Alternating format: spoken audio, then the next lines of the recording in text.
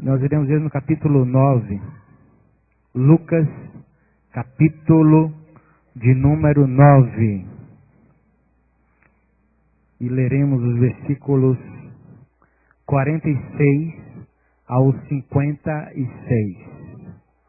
Lucas 9, versos 46 ao 56. Todos encontraram?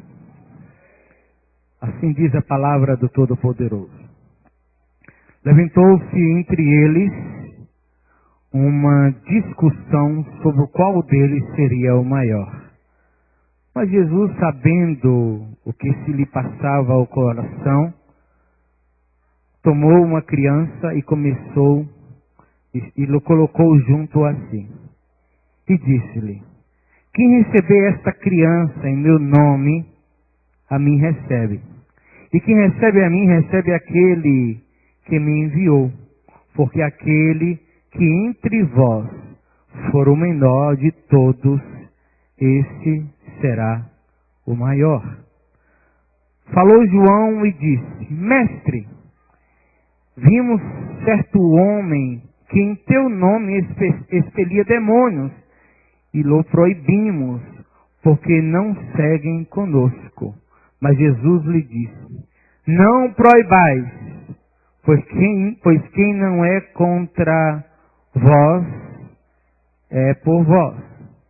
E aconteceu que, ao se completarem os dias em que se devia ser assunto ao céu, manifestou no semblante o intrépido a resolução de ir para Jerusalém.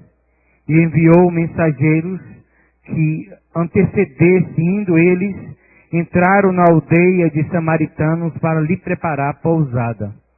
Mas não o receberam, porque o aspecto dele era de quem decisivamente ia para Jerusalém. Vendo isto, os discípulos Tiago e João perguntaram: Senhor, queres que mandemos descer fogo do céu para os consumir? Jesus, porém, voltando para eles, os repreendeu e disse: vocês não sabem de que espírito são? Pois o Filho do Homem não veio para destruir as almas dos homens, mas para salvá-los. E seguiram para outra aldeia. Meu Deus e meu Pai, quão admirável é o Senhor, quão grande é o teu santo nome, quão imensurável é o teu amor e misericórdia derramado para conosco, Senhor. Obrigado, meu Deus, por cada canção que tem sido entoada nesta noite, neste lugar. Por cada verso, por cada palavra que já foi dita na ministração do louvor. E agora, mais uma vez, te pedimos, no nome de Jesus, e com muita sinceridade, Senhor, confronta-nos mais uma vez com a tua palavra, para que sejamos amoldados ao teu querer, para que, Pai amado, estejamos diante de ti com sinceridade, olhando por nós mesmos, para que sejamos sinceros instrumentos em tuas mãos. Deus amado, em nome de Jesus Cristo, continue falando conosco neste lugar, e ainda insistimos em te pedir: aceita o nosso culto, a nossa adoração. Em o nome de Jesus é que agradecidos oramos ao Senhor Jesus. Amém. Glória a Deus. Irmãos, tem uma historiazinha que a gente sempre contava aqui, nunca mais eu falei sobre ela, que fala aquela historiazinha do ratinho que encontra uma ratoeira na fazenda. E a história é exatamente o fato em que um dia, na fazenda, um casal de fazendeiros, fazendeiro e sua esposa, está desembrulhando um pacote, e um ratinho observa e pergunta para si mesmo que alimento seria aquele, que fagulhas cairiam no chão para que ele pudesse se alimentar. E aquele ratinho observa, curioso e ansioso para saber do que se tratava aquele pacote, de que alimento certamente teria ali para que ele pudesse então se degustar daquele alimento. Para surpresa e susto dele, ao terminar aquele casal de desembrulhar aquele pacote, ele percebeu que se tratava de uma ratoeira e ele fica muito assustado e volta para a sua toca e fica ali. E no outro dia cedo ele sai pela fazenda então, divulgando o fato tão horrível que era a notícia de que havia um grande perigo naquela fazenda. E ele sai pelaquela fazenda avisando, gritando para todos, e logo encontra a galinha ciscando ali no terreiro. Então ele chama a atenção da galinha e fala: Dona Galinha, senhora Galinha, olha, eu quero dizer que tem um grande perigo na fazenda. Tem uma ratoeira na casa, tem uma ratoeira na fazenda. E aquela galinha então não dá a mínima para aquele rato e diz: olha, isso não é problema meu. E ele então segue triste quando de repente encontra o porco ali, fuçando no chiqueiro, e ele diz: olha, senhor porco, o senhor vai me ouvir. Eu falei para a dona Galinha, ela não deu a mim, mas tem um grande perigo na fazenda. Tem um grande perigo no reino aqui da fazenda e tem uma ratoeira na casa. E o porco também não dá a mínima para ele e ele sai assim desapontado até que encontra então Dona Mimosa, Dona Vaca, e ele então fala: senhora Vaca, a senhora que é tão mimosa, a senhora sim vai me dar atenção. Olha, tem um grande perigo para todos nós nessa fazenda. Tem um grande perigo para todo o reino animal dessa fazenda. Tem uma ratoeira na casa. E a vaca olha para o rato e, tal como a galinha e o porco, também faz pouco caso. E a única coisa que ela fala é dar uma palavra de incentivo e de conforto para aquele rato, dizendo: olha, não se preocupe, porque eu vou interceder por você, para que Deus receba a tua alma em paz no céu. Ele volta para a sua toca muito triste, até que no meio da noite as luzes foram apagadas. Até no meio da noite então houve-se um barulho de uma ratoeira disparando, e então aquele casal levanta e a mulher corre para ver. Finalmente tinha pegado aquele rato ladrão que comia todos os alimentos, e quando ela na escuridão pega a ratoeira, o que tinha pegado, na verdade, foi uma serpente que picou aquela mulher. E ela ficou, então, doente. Então, o fazendeiro leva para o hospital, o médico aplica, então, o soro. A fazenda era distante da cidade, e então o médico, além de aplicar o soro, então manda que aquela mulher voltasse para casa para tomar uma comida bem leve, e receitou canja de galinha. Quem morreu? A galinha. A mulher não melhorou, então vieram alguns parentes visitar aquela mulher, aquele casal, e vieram várias pessoas ali visitar a parentela. Aquela mulher estava de cama, então o fazendeiro resolveu fazer uma bela feijoada, e quem morreu? O porco. Finalmente, não tem jeito, a mulher morre. E então tem o sepultamento, vem muita gente para estar naquele sepultamento, e o fazendeiro não restou outra coisa para dar alimento para aquele povo, senão fazer um churrasco da vaca. Ou seja, o perigo estava naquele reino, naquela fazenda. O que parecia ser uma coisa tão insignificante para aquele rato, na verdade era um perigo para toda aquela fazenda, para todo aquele reino animal. E o que tem isso a ver com o texto que nós lemos? Nós estamos aqui no contexto de cruz. Depois de vários acontecimentos, de vários ensinos de Jesus, Jesus vai para o monte, como nós falamos no domingo e também na quinta-feira. há aquela manifestação, a questão da oração, e nós vimos ali o que acontece quando os discípulos não oram, quando a igreja não está disposta a entender a importância da oração. Na quinta-feira falamos então dos benefícios, do quanto é bom a gente viver em oração, o que a gente recebe, como vai a nossa vida, como nós desenvolvemos esse gosto na nossa vida espiritual, pelas coisas espirituais, o interesse pelas coisas e pela comunhão com Deus. E então Jesus ali no monte conversa com Moisés e conversa com Elias naquela transfiguração, e eles falavam do que iria acontecer com Jesus em Jerusalém. E Jesus então desce do monte e ele então trata de ir para Jerusalém. Ele está indo para a cruz. E ele começa então a alertar para os seus discípulos que era necessário passar pela cruz. Ele começa a falar para os seus discípulos que era chegado o momento em que ele ia dar vida pela vida dos discípulos, pela vida.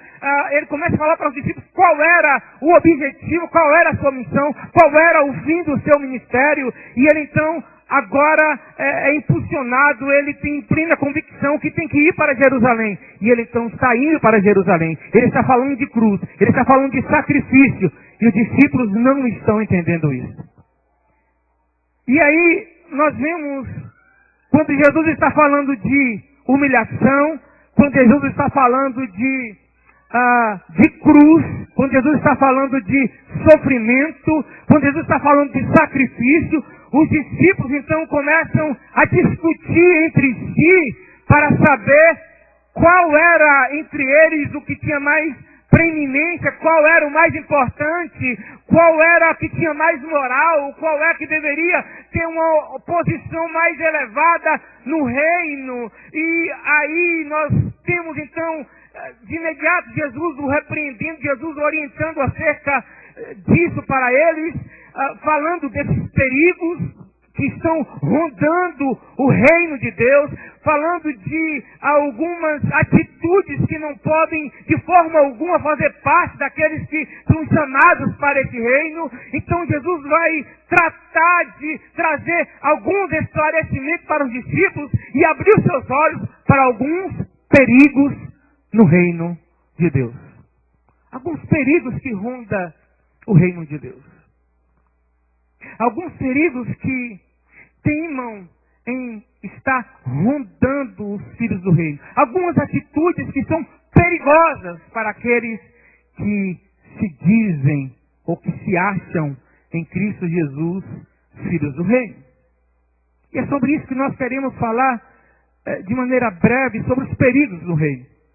E a primeira delas está justamente na atitude dos discípulos, nesse contexto de cruz, nesse contexto. Jesus começa a falar para eles qual era o seu objetivo, qual é o seu propósito. Jesus começa a falar para eles: nós vamos para Jerusalém, e lá eu vou ser entregue nas mãos das autoridades, eu vou morrer, mas eu vou ressuscitar ao terceiro dia. Olha, chegado o momento em que eu finalmente vou cumprir com o meu objetivo, em que eu vou me entregar em sacrifício por vocês, e vocês por um momento vão se achar órfãos, mas eu vou providenciar. Eu estou parafraseando o texto, eu vou providenciar para que vocês não fiquem órfãos. E eu quero dizer para vocês que a minha promessa acerca de vocês permanece de pé: eu vou ressuscitar ao terceiro dia.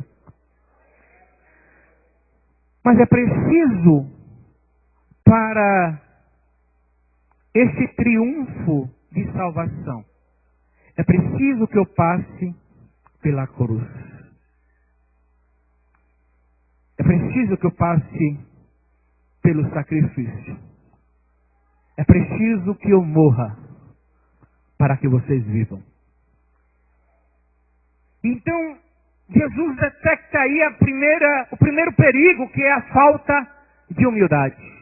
Se tem uma coisa que é perigosa no meio cristão, se tem uma coisa que é perigosa no reino de Deus, se tem uma coisa que é perigosa entre aqueles que se dizem servos do Senhor é a falta de humildade. E nós vimos isso nos versículos 46 e 48. Enquanto Jesus está falando de cruz, os discípulos estão procurando preeminência, estão procurando a exaltação de si, estão procurando a exaltação do seu eu. Os discípulos estão preocupados com a questão da superioridade uns sobre os outros, da autoexaltação. E ele diz, olha, eles começam a discutir quem entre eles era o mais importante, quem entre eles no reino de Deus, quem entre eles naquele grupo que estava ali andando com Jesus seria o mais preeminente, seria o mais importante, qual deles seria o maior. E Jesus percebe isso. Eles estão discutindo sobre isso. Enquanto Jesus está falando de morte, enquanto Jesus está falando de sacrifício, enquanto Jesus está falando justamente do fato dele se humilhar, deixando a sua glória, se tornando homem e falando ainda da sua morte, da sua crucificação, os discípulos estão dando menor atenção a isto, estão preocupados quem era mais importante, quem tinha mais prominência, quem deveria ser mais exaltado. Eles estão preocupados por uma ambição pelo poder. A falta de humildade é a pior coisa que pode acontecer naqueles que são salvos pela cruz. Eu gosto sempre de citar um dos hinos do nosso hinário Aleluia, pelo menos uma parte dele, que diz que sentimentos orgulhosos não convêm aos criminosos, não convém aos criminosos salvos pelo amor. Então, não pode haver orgulho em nós, não pode haver esse desejo da nossa exaltação, não pode haver, é inadmissível no reino de Deus que qualquer um de nós tente, na verdade, ter esta ambição pelo poder, ter esse desejo por ser maior, por ser mais importante, porque todos nós somos criminosos, todos nós somos pecadores, e todos nós somos salvos pelo amor, pela graça de Deus. Ou seja, todos nós só estamos aqui, não por nossos méritos, mas porque não nos merecemos por causa do amor de Deus. Não existe nada mais inconsistente, mais incoerente do que crentes orgulhosos. Crentes que se acham melhor do que outros. Crentes que têm essa ambição pelo poder, pelo domínio sobre os outros. E aí tem um texto interessante que eu gosto demais, em Provérbios, capítulo 16. Se os irmãos quiserem conferir, façam. Provérbios capítulo 16, versículo de número 18, que diz que o orgulho leva a pessoa à destruição e a vaidade o faz cair em desgraça. A altivez leva o homem à desgraça, a falta de humildade leva o homem à ruína, à perdição. E os discípulos estão preocupados com o seu próprio umbigo aqui. Os discípulos estão preocupados quem seria mais importante, estão preocupados numa ambição pelo poder, estão preocupados com sua autoexaltação. Os discípulos estão, na verdade, preocupados e cheios de vaidade e de soberba. Isso é perigoso no reino. Porque enquanto eles estão discutindo, eles estão discutindo, na verdade, quem é entre eles o mais importante. Eles estão procurando ter mais, cada um quer ter mais preeminência, mais importante, mais exaltação, mais reconhecimento do que o outro. Eles estão ficando para trás.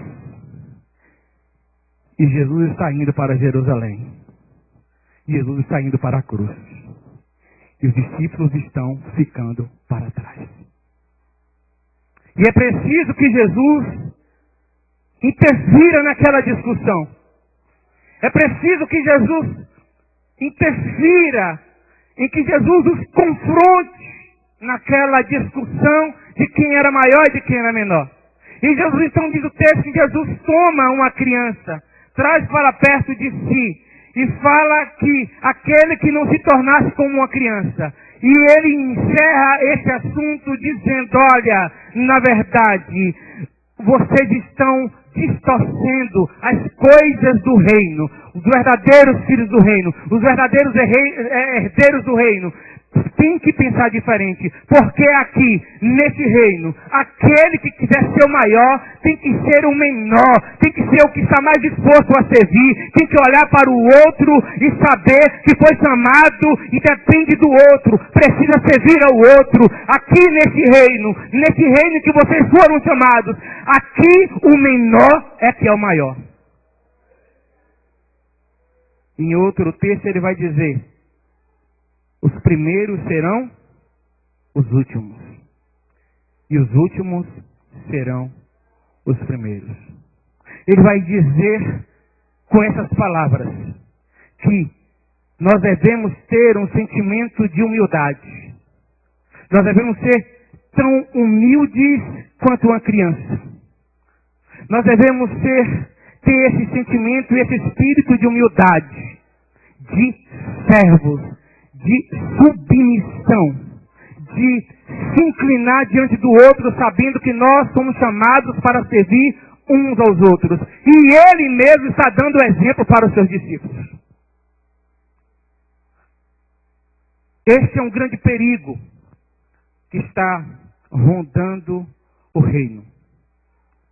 E obviamente, este é um grande perigo que, durante todos os tempos da vida da igreja, tem rondado a igreja, a falta de humildade. O que nós percebemos são crentes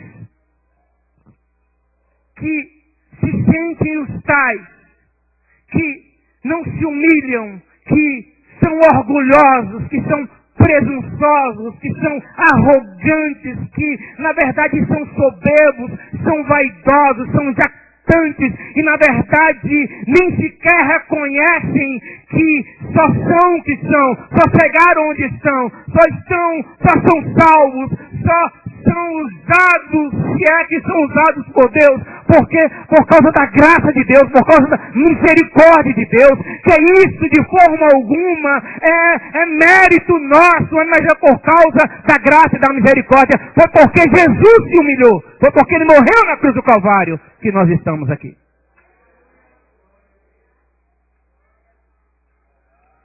E aí, junto com essa falta de humildade, no próximo trecho aí de 49 a 50, nós vimos um outro perigo horrível presente no meio dos discípulos e também presente no reino de Deus, neste tempo, presente na igreja desta era.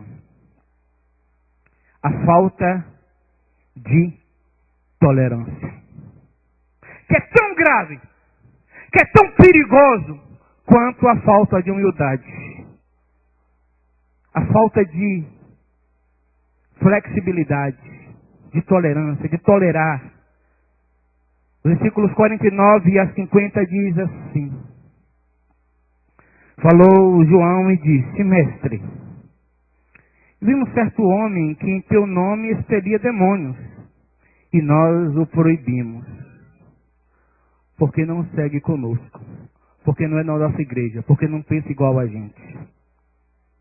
Porque não tem esse direito. Mas Jesus disse, permita-me ir parafraseando o texto, mas Jesus o repreende e diz, vocês não têm autoridade para proibir nada. Vocês não são retentores do poder. Vocês não são retentores exclusivos do poder e da autoridade. Vocês não podem proibir, pois aquele que não é contra nós está conosco. Nós vimos aí uma falta de tolerância, ou uma intolerância, um grande perigo, ou uma falta de flexibilidade, ou uma inflexibilidade. Os discípulos estão, na verdade, querendo monopolizar o poder. Eles acham que são donos do poder, somente eles têm experiência com Deus. Somente eles têm o poder que Deus deu. E eu devo entender como crente. Eu devo entender, por exemplo, como pastor, que embora eu seja chamado, embora Deus me chamou para esse ministério específico, ministerial, eu sou pastor, mas eu não sou o único chamado nesse reino. Eu não sou o único que recebeu esse chamado. Eu não sou o único que recebeu essa autoridade de Deus. Eu não sou o único que recebeu a graça do Senhor. Eu não sou o único que foi ungido pelo Espírito Santo. Eu não fui o único que fui chamado por Deus. E os discípulos, então, estão dizendo, através de João, estão dizendo aqui que se não falar a mesma língua nossa, se não pensar igual a gente, se não for igual a gente, se não andar com a gente, se não concordar com a gente, não tem direito nenhum. E Jesus repreende, Jesus chama a atenção, Jesus os corrige para dizer, não, vocês não podem ser intolerantes desse jeito.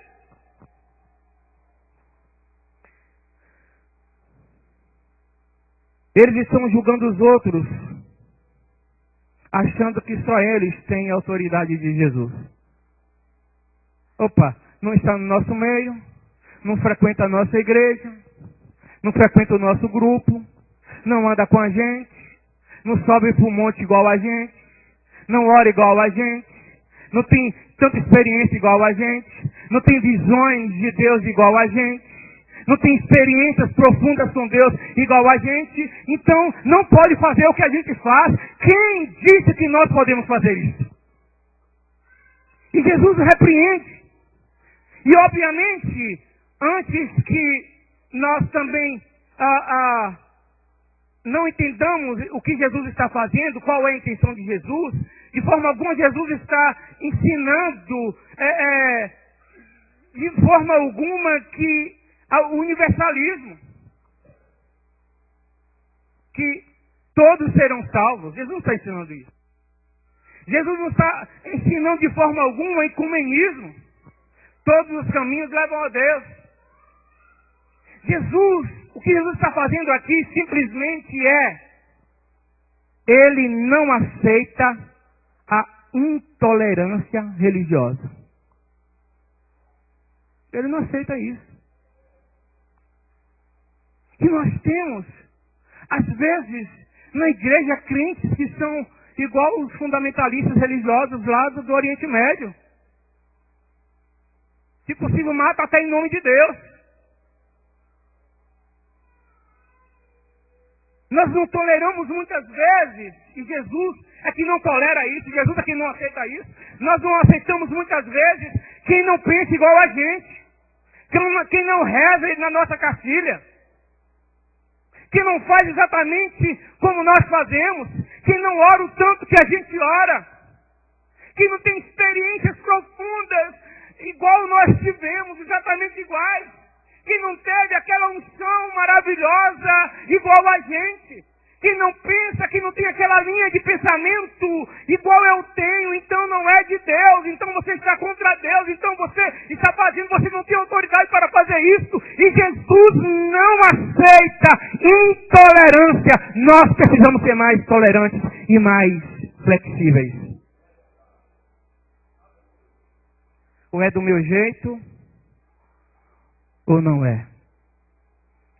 Ainda hoje de manhã, eu estava com o Ney e com o Silmara, e foram um determinado grupo aí, e saíram de lá abismados, porque aquele grupo não aceita e não os considera como cristãos, não os considera como salvos, porque não creem naquilo que eles creem. E eles simplesmente anulam o sacrifício de Jesus. E todos aqueles que não seguirem a linha de pensamento deles, então não são cristãos.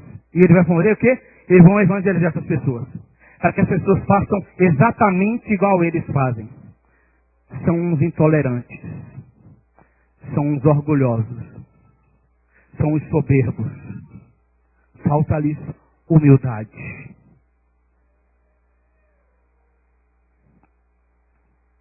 Nós jamais podemos julgar quem quer que seja, por mais experiência que nós tenhamos. mais profundidade que tenhamos no nosso relacionamento e nas nossas experiências com Deus, mesmo as experiências sobrenaturais. Nós não podemos, baseados nas nossas experiências, na autoridade que recebemos em nome de Jesus, se a temos recebido de fato, como se convém receber. Nós jamais poderemos julgar porque o outro não pensa igual a nós, porque o outro não age exatamente como eu ajo, porque o outro não tem a experiência, a profundidade que eu tenho, que essa pessoa não tem experiência com Deus, ou que essa pessoa não é chamada por Deus. Isso é intolerância. E Jesus repreende veementemente a atitude dos discípulos. Vocês estão proibidos de proibir. Vocês não podem ser intolerantes. Vocês não são retentores do poder. Vocês não são os donos da verdade. Vocês não são aqueles únicos que foram chamados. Tal como vocês, tem muitos outros. Talvez não esteja nesse grupo.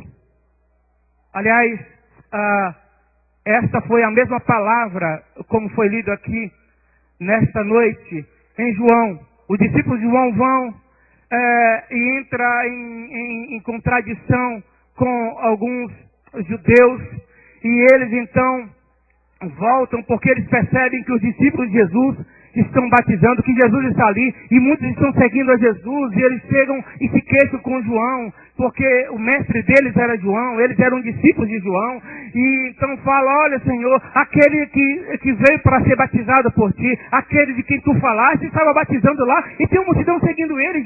Então João olha para ele e fala assim: olha, eu sempre disse para vocês que eu não sou o Cristo, eu sempre disse para vocês quem ele é, ele está muito acima de mim, e ele é o Cristo, ele é Salvador, importa que ele cresça e que eu diminua. Isto é humildade.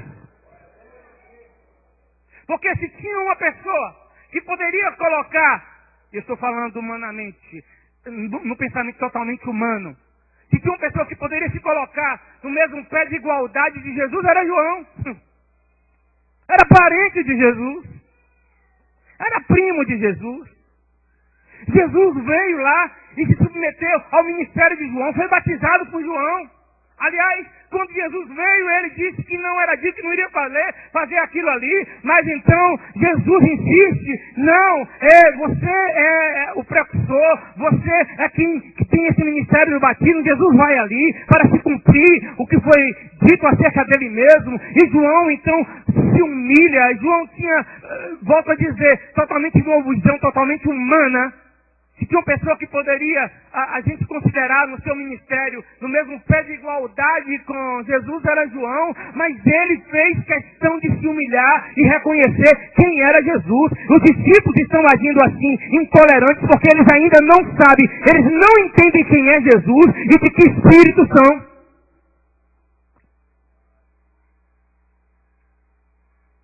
Tolerância. Chega na cidade, chega na aldeia, e porque aquelas pessoas não querem receber Jesus, porque havia um desentendimento, eles querem destruir. Aliás, esse é o terceiro perigo nesse texto, que é a falta de amor. E uma coisa vai ligando a outra. Uma coisa está ligada à outra. Um perigo muito grande é a falta de humildade, porque quando falta humildade, quando falta humildade no reino de Deus, quando falta humildade na vida dos crentes, quando falta humildade na igreja, também existe muita intolerância. Existe muita inflexibilidade. Quando falta humildade, quando falta tolerância, quando falta flexibilidade, aí falta também amor. E o versículo 51, 56 vai dizer exatamente assim: aconteceu que ao se completarem os dias em que devia ser assunto aos céus, manifestou num semblante uma intrépida resolução de ir a Jerusalém. Ele decidiu ir a Jerusalém. Ele vai para Jerusalém. Ele vai para a cruz. E enviou mensageiros que o antecedessem. Indo esses mensageiros, entraram na aldeia de samaritanos para lhes preparar pousada. Mas os samaritanos não receberam, porque o aspecto dele, o aspecto de Jesus, o aspecto daqueles discípulos, era de quem decisivamente ia para Jerusalém. Eram judeus. Vindo isto, os discípulos, quando viram isso, os discípulos, Tiago e João, perguntaram: Senhor, tu queres que mandemos esse fogo do céu para os consumir? Jesus, porém, voltando para eles, os repreendeu e disse: vocês não sabem de que espírito vocês são? Porque o Filho do Homem não veio para destruir as almas dos homens, mas para salvá-las. E seguiu viagem. Foi para outra aldeia que o recebesse. E nós vimos aqui que os discípulos não entendem o ministério de Jesus, não entendem o amor. Os samaritanos preferem o ódio racial do que a Jesus. E óbvio que os samaritanos estão totalmente errados e equivocados. Eles preferem ficar com o ódio deles, o ódio racial, a ficar com Jesus, a receber Jesus. Mas os discípulos também querem agir movidos pelo ódio. Querem pagar com a mesma moeda. Vamos pedir fogo do céu e vamos queimar, vamos consumir esse povo incrédulo, esse povo miserável, desgraçado dos infernos. Vamos pedir a Deus para dar um jeito nesse povo. Que povo do coração duro, miserável. Um povo que nos odeia sem razão nenhuma. Que nos rejeita sem razão nenhuma. Vamos pedir a Deus para dar um jeito nele. Os discípulos querem agir justamente pelo ódio dos samaritanos, pagar com a mesma moeda. Jesus deixa bem claro nesse texto que o objetivo da sua vida e missão é salvar a alma do homem, inclusive dos samaritanos. O que move a vida de Jesus, o que move o ministério de Jesus, é o amor.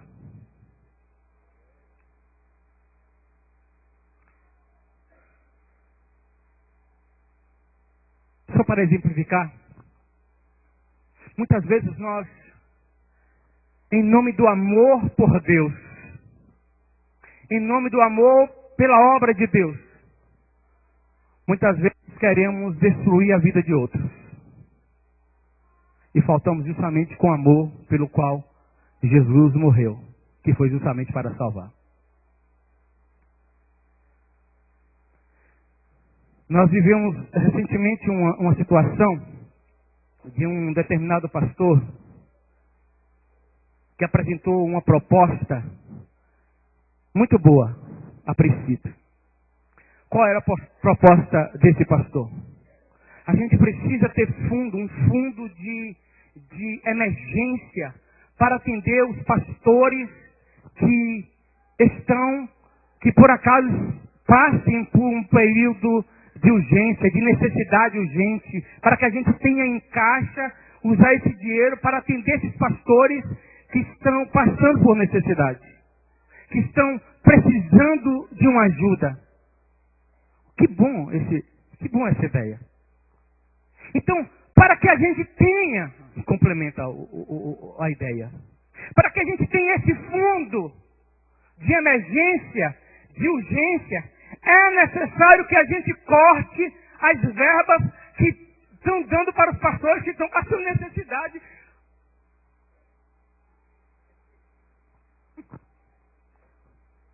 Que amor é esse?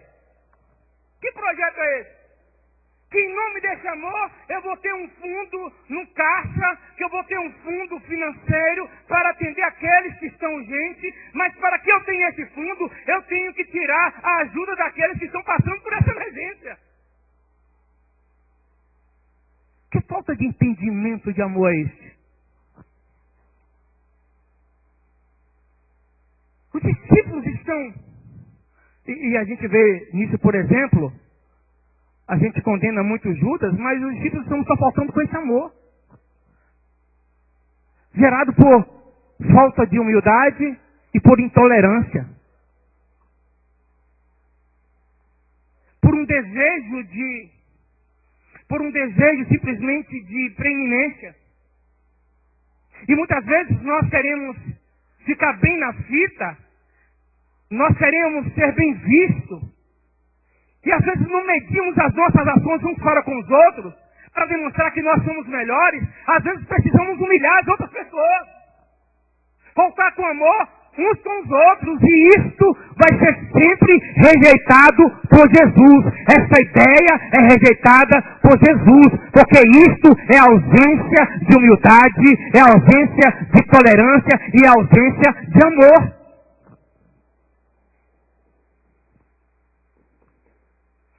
E aí a gente tem o exemplo de Judas, por exemplo, quando aquela mulher entra lá e gasta todo aquele perfume que poderia ser vendido, e ele diz: ah, Senhor, que mulher tola, que desperdício.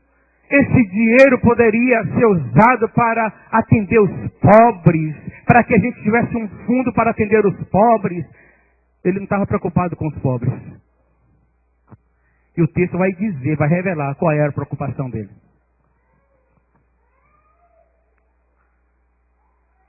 O texto vai revelar qual era a motivação dele. O texto vai revelar qual era a intenção que estava no coração dele.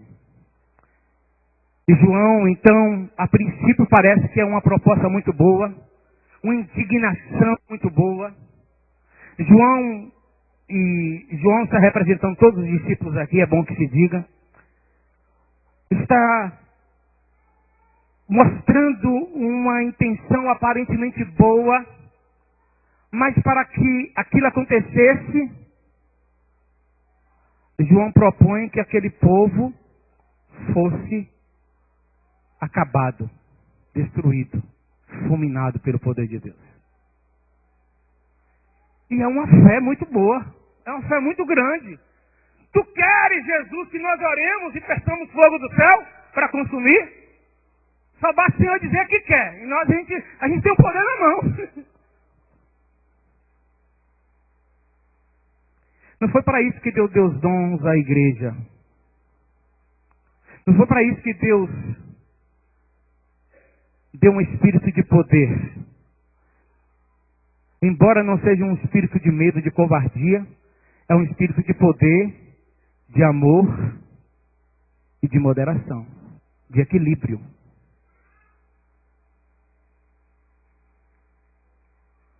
E o que nós precisamos, na verdade, como filhos do reino, eu já estou sendo repetitivo e redundante, é pedir a Deus que nos lembre de que espírito nós somos. Jesus olha para os espíritos: vocês não sabem de que espírito são? Qual é o espírito que está na vida de vocês? Eu não dei espírito de intolerância, de orgulho, de jactância. Vocês precisam ser mais humildes. E ele diz no seu ministério: aprendei de mim, que sou manso e sou humilde de coração. Vocês não podem ser coniventes com o pecado, mas vocês não podem ser juízes. Vocês não podem ser intolerantes, arrogantes, pretensiosos, orgulhosos. Vocês têm que amar, assim como o primeiro foram amados. Coloquemos em pé o nome de Jesus.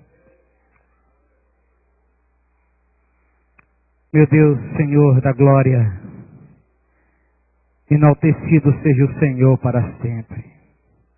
Oh Deus, são tantos perigos, são tantas coisas que nos cercam, são tantos sentimentos que, pela nossa natureza pecaminosa, pela nossa falta de entendimento espiritual, pela a nossa limitação de visão espiritual, de entender o que é o Evangelho.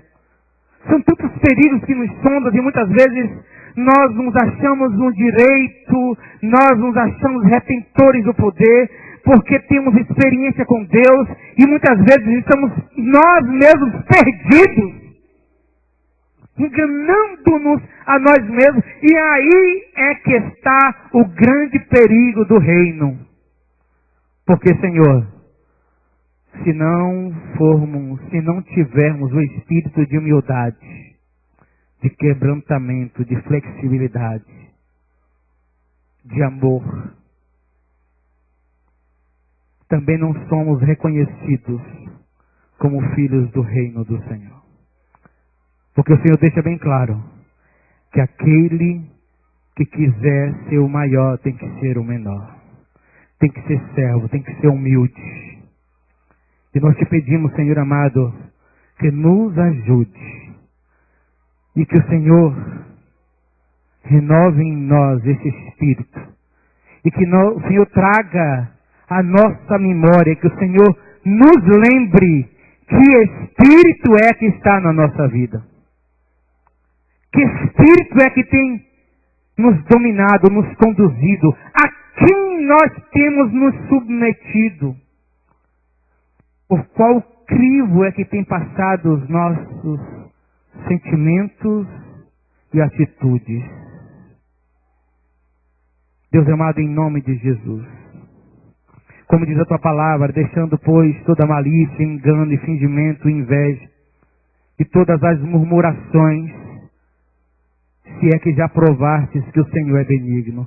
Se vocês estão em Cristo, vocês precisam ter humildade, vocês precisam estar convertidos, vocês precisam ser dominados pelo Espírito Santo, vocês precisam ter domínio próprio, tolerância, vocês precisam, diz a tua palavra, Senhor amado, que se de fato nós estamos em Cristo, nós devemos em nós deve ser produzido o fruto do Espírito: amor, paz, longanimidade, temperança, domínio próprio, gozo. Ser amado, e por essas atitudes nós percebemos se de fato nos convertemos ou ainda permanecemos nessa natureza e cercado por esses perigos que enganam a nós mesmos. Tem misericórdia de nós. Confronta-nos sempre com tua palavra e dá-nos graça para ser crentes verdadeiros em Cristo Jesus. Nós oramos assim agradecidos no nome de Jesus.